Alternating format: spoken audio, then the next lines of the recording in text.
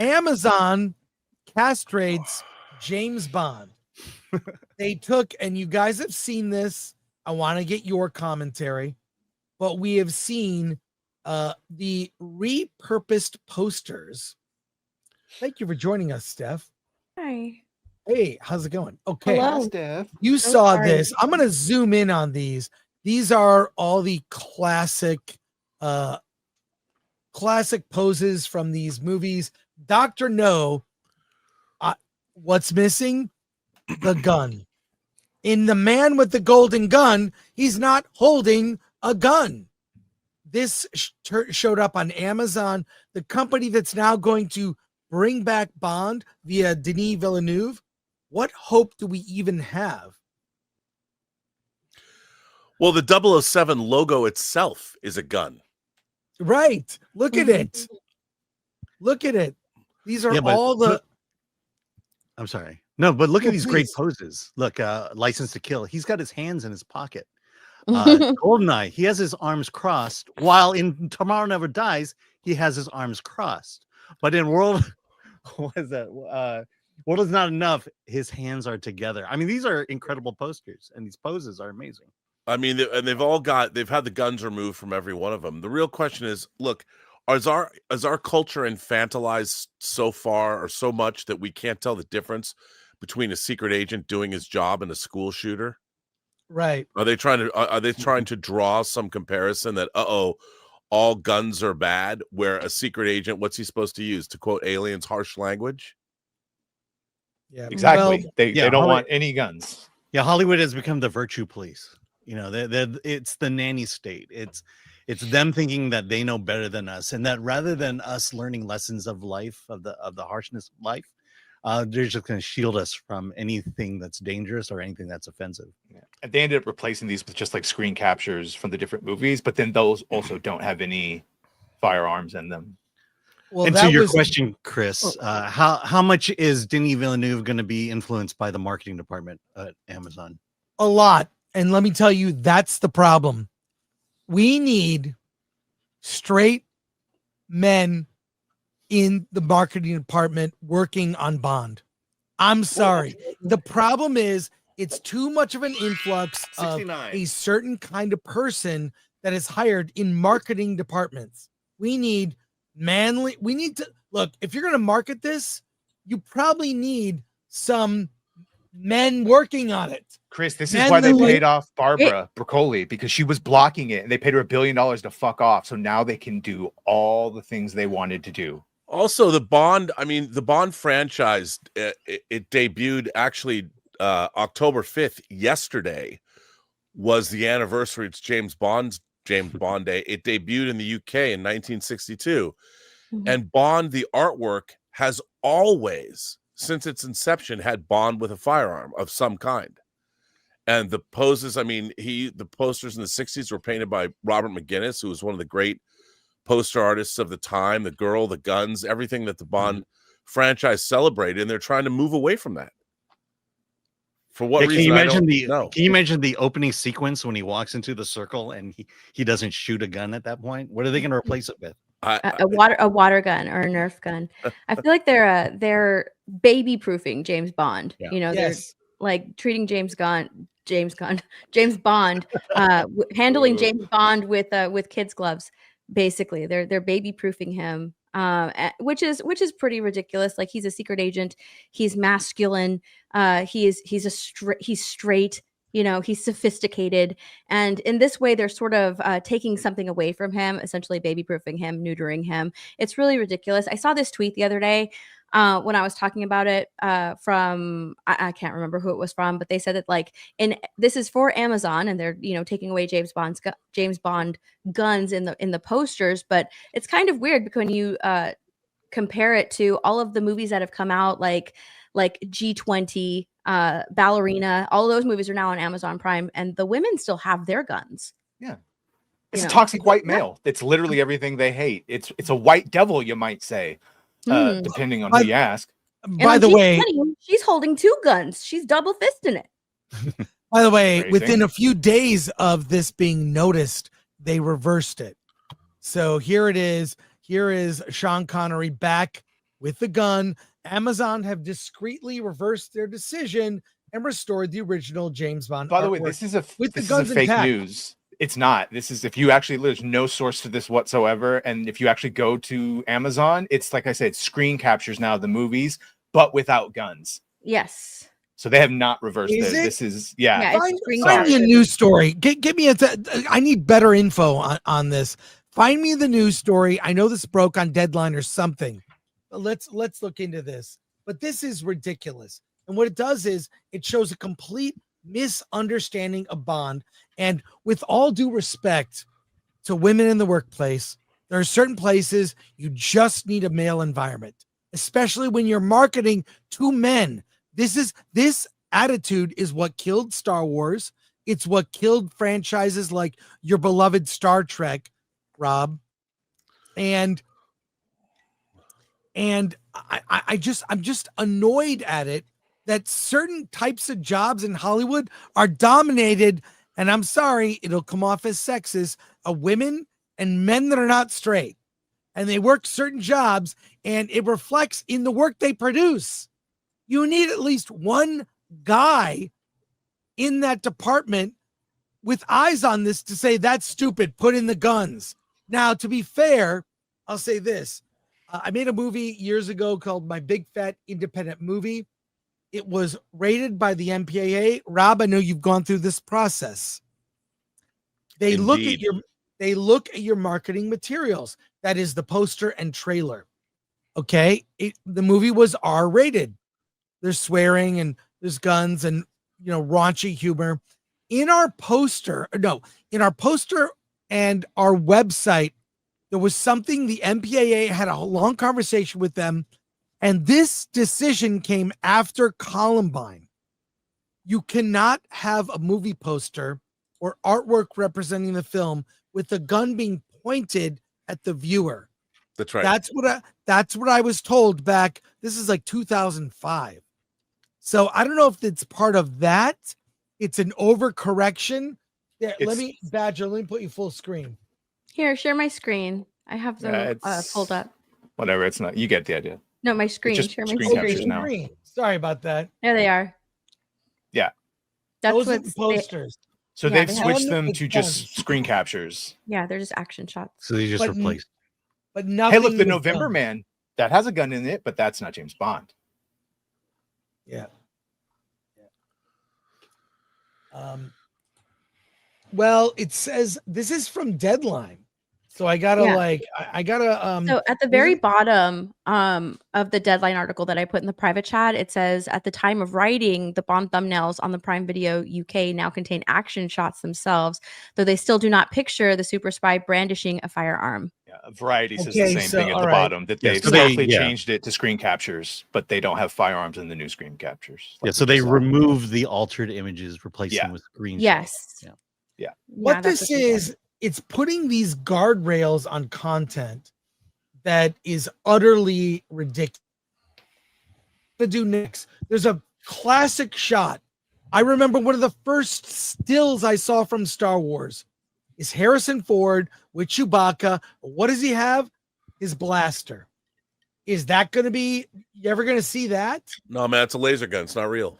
Oh, it's a laser gun. That's Totally true. not based on a real Yeah. gun. No, but it was the ET when Spielberg removed the guns and replaced them with walkie-talkies. Although he later it says he regretted that. But he also Right. didn't replace the original version was still available when he did that. Yeah, yeah. He never removed it from the Slippery original slope. from circulation. Slippery slope. It's Stuff like that breaks Robert Tabaro at verisimilitude. Like federal Yes. agents have guns. Well, I mean, it's so weird. Like, Chris, when we were growing up, I don't know, I loved Johnny Quest. Oh, love that See, show. Johnny Quest, the animated series. There are guns in the opening title. That opening title sequence is one of the most famous opening titles. That music was incredible. That was a primetime animated series for everybody. There's guns in that. Batman the You know? animated series. They pulled the guns out on the rooftop and he used the Yep. batarang to knock it out. Like, yes, bad guys and good guys have guns. Yeah. Oh, And Can be Johnny good or- Quest. and- Johnny Quest had diversity. I Oh, love and Haji. women. and Haji I should was bring great. up Rabbit Season. duck season. Yes, that cartoon is so I don't know. This is Battering. as you said. Didn't they take slippery Elmer Fudd out of Looney Tunes now? Or they took one of them out because he's a hunter and they didn't want to show guns to kids. It's pretending that guns don't exist when they do, you know, like Yeah. it's ridiculous. It's honestly ridiculous. You can't baby proof everything, Yes. you know. Make me get paranoid, it's Steph. it's baby proofing everything, honestly. It's Well, the this first that part, they can't right? be used responsibly either. Well, this is why I'm really, really cautious about the new Bond. Even though Denis Villeneuve is directing it, and I do like him quite a bit as a director, Nolan turned down Bond when he couldn't get final cut. He moved on. This was after, I forget what movie. It was Tenet or Inception. He wanted to do a Bond, but they wouldn't allow final cut, and so he moved on. Mhm. He made Oppenheimer. Yeah, You there are know? 2 requirements for a James Bond movie: he shoots a gun and he has sex. With women. It's almost as if they have their anti-gun agenda and they can't control, you know, the from the political side, but this is something that they can control. You know, so because they can control this, the media, the posters, that they'll remove it there. You know, we're against guns, so we're not going to show you James Bond with a gun, even though the whole movie he's brandishing a gun and he's using a gun. But no, this is something that we can control. We can't control everything else, but we're so anti-gun, we're going to take it out of the posters. It's also one of those things that let's understand why it's popular to begin with. He's got intrinsic qualities and set in stone qualities that you need to keep, and if you change it, it will be generic and no one will watch it. I.e., he is a white British heterosexual male with chauvinistic undertones, and he does it all for the love of England. Yeah. And service of England. Absolutely. Which is why I'm Britain. in total agreement with Chris when he says we need different people in the marketing department. We This is- need men because the Look, women just don't understand. They don't get it. Well, exactly. This is why Star Trek failed, Star Wars, these modern like shells of what these franchises were are all failing because you really do need some kind of diversity and inclusion of the straight white male, which has been driven out of certain jobs. I mean, publicists are almost exclusively gay men and women. That's it. Bond is ex-military. Bond is a British naval officer, and one of the real problems is not only do the writers have a lack of experience with military because they didn't come out of the military, but they don't believe in it.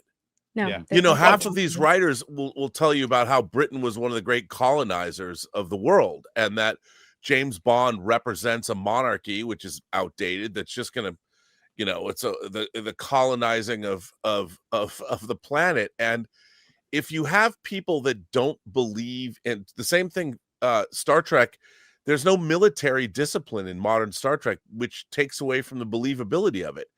And the people that are writing these stories don't even believe in those paradigms. And when they don't believe in them, they can't give you something convincing, nor can they market them effectively. I mean, Bond was a fantasy character, you know, from the outset. In the 60s, no one had ever seen anything like it. And one of the things that happened with the Bond franchise is in the 60s, it was breaking all kinds of ground.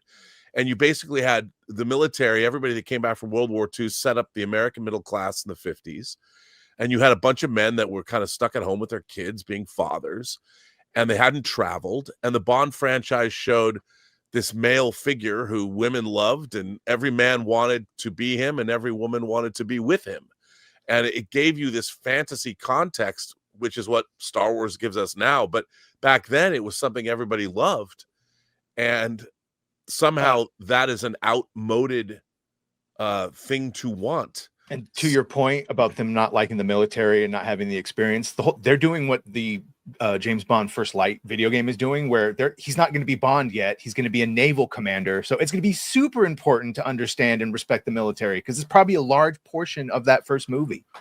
Yeah. And look at how video games like Call of Duty have done so well over the years, because people are hungry for those archetypes. Right. Mhm. But the biggest crime against Bond is, look, if you think Bond is outdated, it's just as easy to just shut it off and not make any more movies. But now they have to bring it back and they have to rewrite it, make it for a modern audience, and just neuter the character altogether, which is the whole topic of this.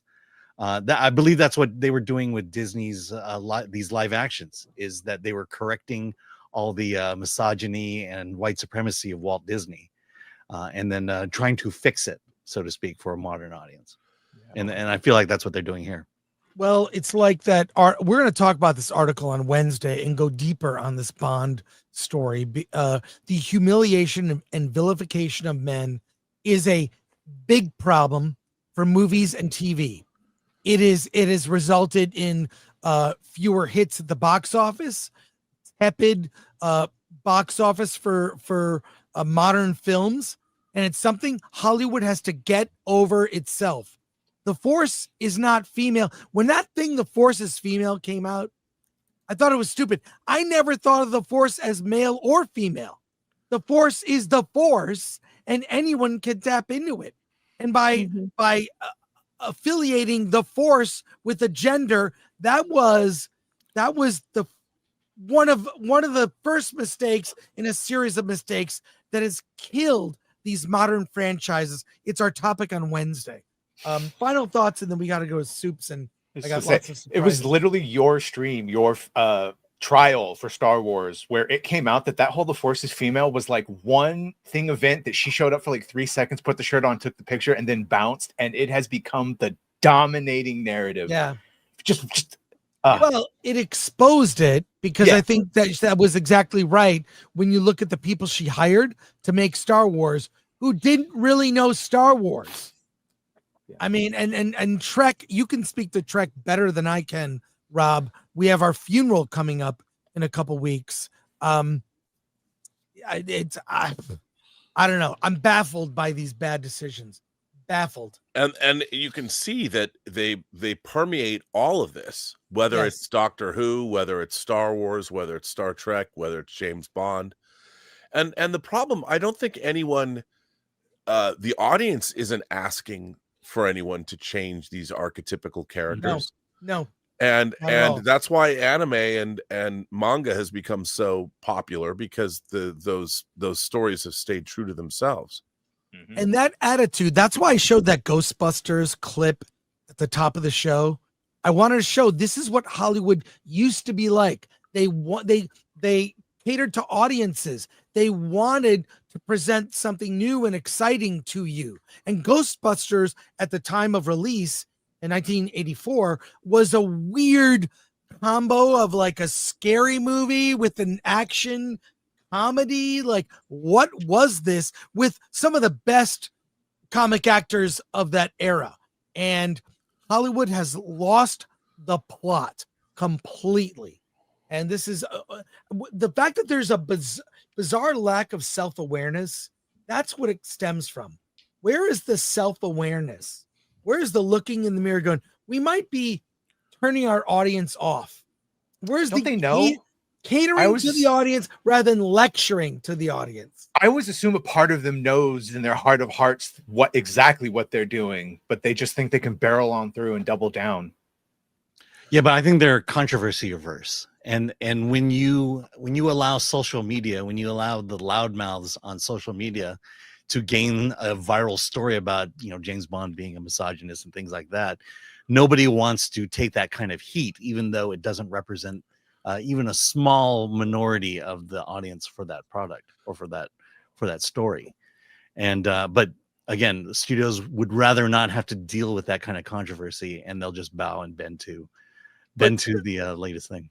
I think there's also an aversion to the reality of life that people are like, everyone's saying, when you talk about jobs, the difference between men and women in certain jobs, and people bring up the idea of plumbers, like 95% of all plumbers are men.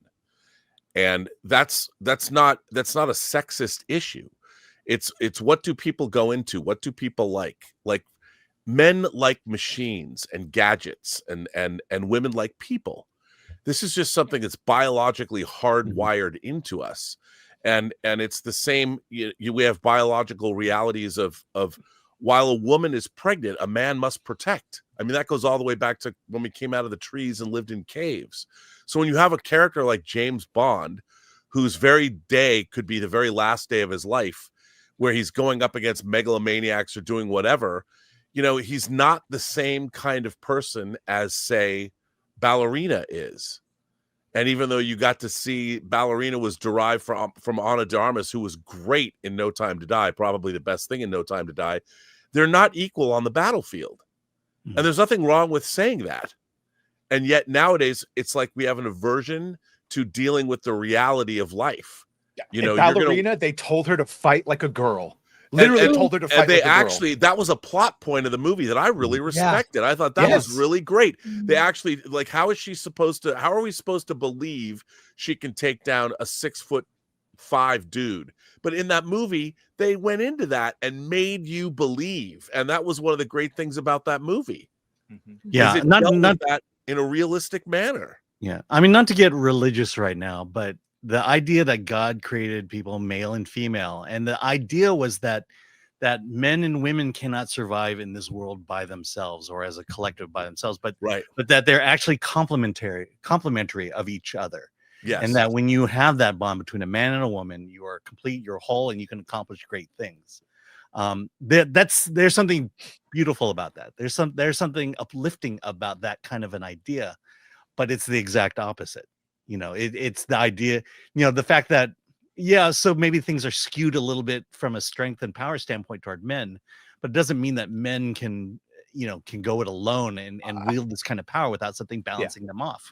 I just ask that you acknowledge basic reality. I will believe that Batman can have a 13-year-old ward that can take out grown men. If you just explain he's hitting pressure points and he's, you know, just give me a little bit to explain it away. Same thing with all of these things. Black Widow, just try to explain it a little bit, and my suspension of disbelief can go quite far. Or worse, don't make a woman act like a man. Yes, and don't have her degrade all the men around her to make herself to put herself over, basically. Because sometimes it feels like they wrote the script for a man, and then someone just said, "Just throw a woman in that role." But that's what they do. That's what they think. Yeah.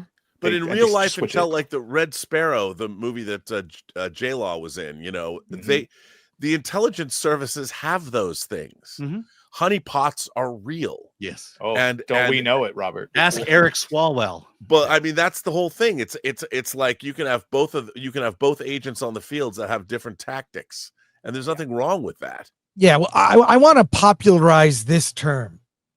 It's a normal sexual, a rare endangered species in the age of infinite labels, rooted in pre-2015 binaries, now widely considered retro, like dial-up internet or physical media.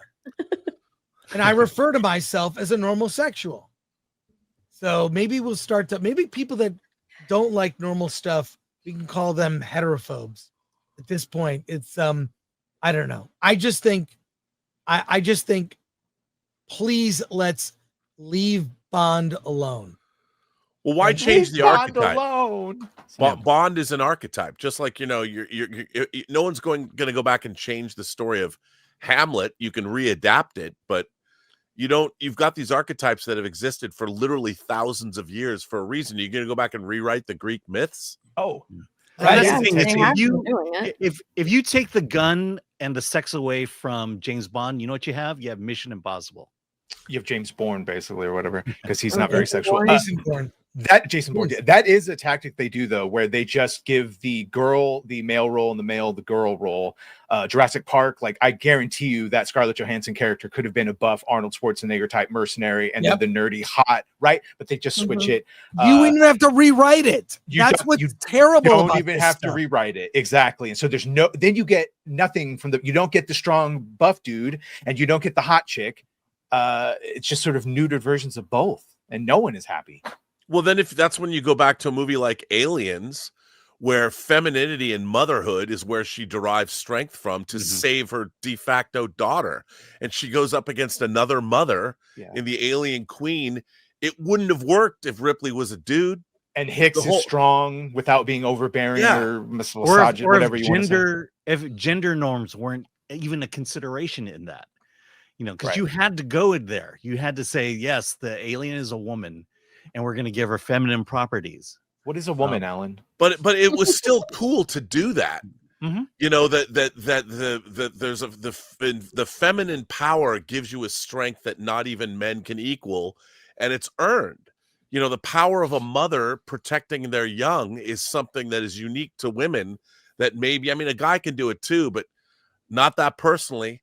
And it made for something really iconic and something that transcended what it was. And you've got, I mean, it was an amazing thing at the end of that movie, you know, and you never thought to yourself, well, Ripley is replacing a male character. No, it's like, this character is the only person that can be in this situation because her strength is derived from saving the life of Newt. And it's her facing her fucking fear that she's had the whole movie of the aliens, and she literally goes into the belly of the beast and all the Yeah. things. Yeah.